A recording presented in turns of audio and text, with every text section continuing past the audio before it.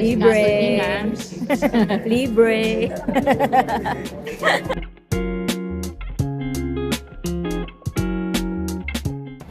Panay trabaho naman. Kaya nga. Ayaw kumain. Ang init eh. Katonings bangus sisig. Tapos sa kanya is chicken adobo. Dinner dahil alas 8 pa ang flight. Hi guys! So, andito kami ngayon sa May Naiya Terminal 2. Papunta kami ng Puerto Princesa para i-celebrate doon ang birthday ni Denise. Yes, kailan lang yung birthday? 14. January 14. Pero today is January 12. So, we're waiting lang. 7 o'clock na. 7:35 daw ang boarding. Sana hindi siya delay. For the delay. boarding na! Boarding!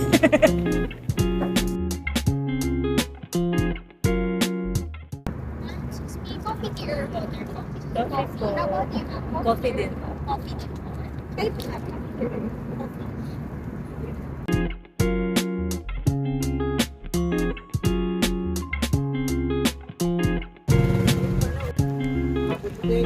Good evening po. Yes po. Tatlo po.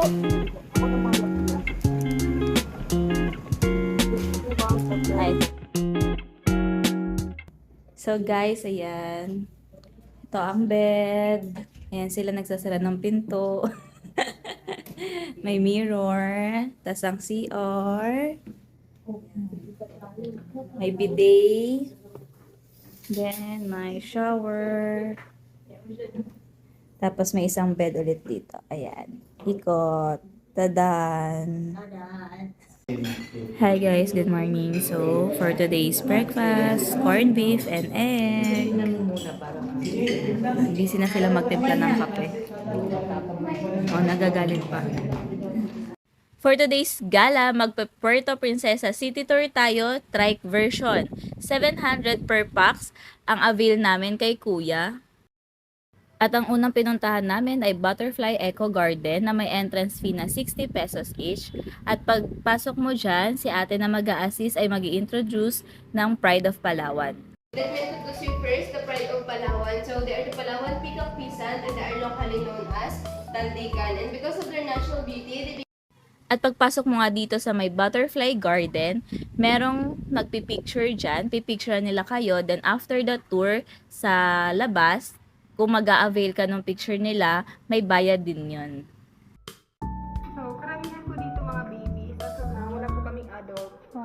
So ayan sila. Ayun na. Okay. Nakikita kayo sa TikTok. Yes, same ma'am. Nakita ko ang nakikita. Ayan, ito naman po stick insect, walking stick. So ayan, totally harmless po sila. Pwede ho natin silang hawakan. Ayoko hawakan. Ay, si ma'am. Oh my God, oh my God. Okay, dito po meron din kaming giant Malay scorpion.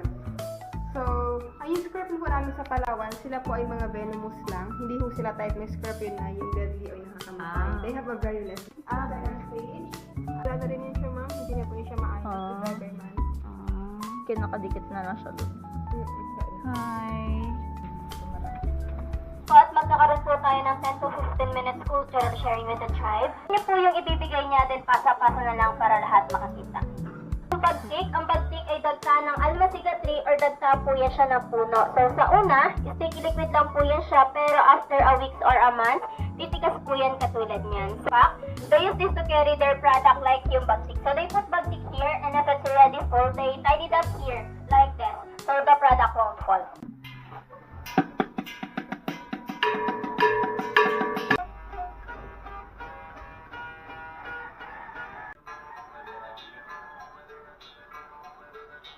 Sunod naman natin ay Mitras Ranch.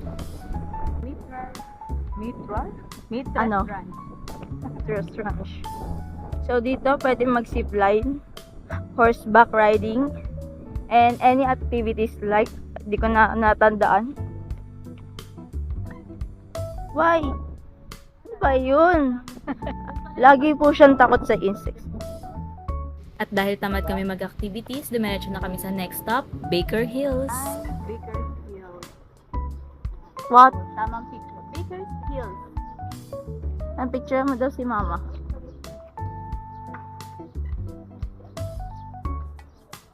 Guys, may peacock dito. Wala, ang ganda ng ano niya, oh. Ganda. Oh, yun naman yung opisina, girl. Work. Madaming turista din dito ngayon kasi Sabado siya. Sabay-sabay. Nauna kami sa Butterfly. Then next is sa Milan. Milan? I don't think so. Basta ito, Bakersfield siya, guys. Buti maganda yung pagpunta namin ngayong season kasi sobrang init. Hindi siya maulan. Kasi di ba pag maulan siya, guys? Para makita niyo ako. So, yun. Kaya, maganda yung panahon dito. Kasi, it's a good season. Hindi siya rainy season. Mukhang, pa-summer na siya. Active siya. Hi! Say hi to vlog! Hi, vlog. Vloggeries. So pagod. At dahil sobrang init nga talaga, napag-isipan na namin bumili ng iced tea at tubig dyan sa resto na yan. Nakuhaw na kami. Order lang kami ng dalawang iced tea sa isang mineral water. Pagod na pagod. Happy birthday to me! So, we're here in Crocodile. Andito tayo ngayon sa may Crocodile Farm. Wildlife ata? Wildlife. Edna. Andito tayo sa Wildlife Rescue and Conservation Center. Sorry na. Sabi ko wildfire. Baliktad. Thank you. Pwede sa dyan na magkakaintindi po kami. Kami po ay for conservation lamang. And so, opo po yung safety po nga kayo. Ngunit po sila kaya.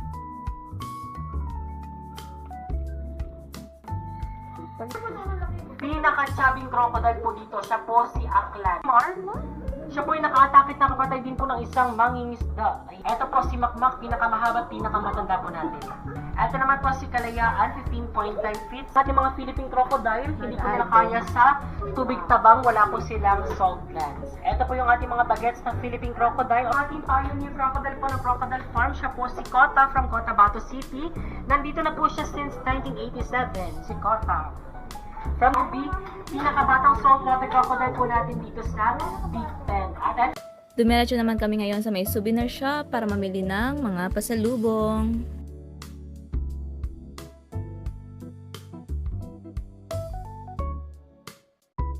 They accept nga pala credit and debit card here, guys, ha. At syempre, hindi mawawala ang pagpunta sa simbahan.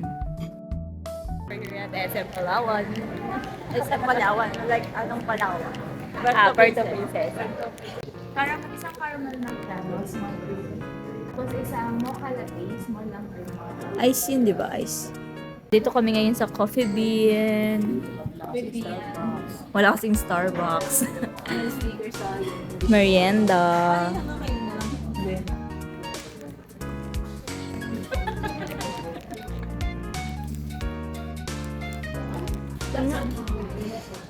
Dito naman tayo sa may Baywalk ng Puerto Princesa. Dito kami sa Baywalk, naghahanap ng makakainan. Kala nyo kung ano, ha? Doon ka sa likod mo. Let's eat! Ang aming dinner for today. Here is Zaro. Zaro. Papunta na kami na tapos.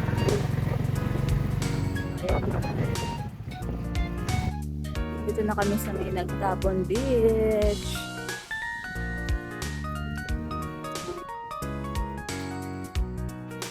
Ang ganda! Hi guys! Andito tayo ngayon sa may Nagtabon Beach. pinaka-sulok-sulok-sulok ng Puerto Princesa. Yes, yes. Sarap sa mata. Kasi may shades naman ako, diba?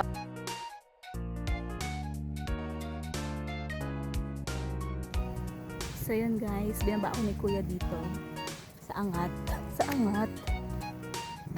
Sa taas kasi hindi kaya yung tatlo. Paat. Pataas. So sinundo niya pa sila mamang naglalakad. So yan, I'm the middle of nowhere. Char.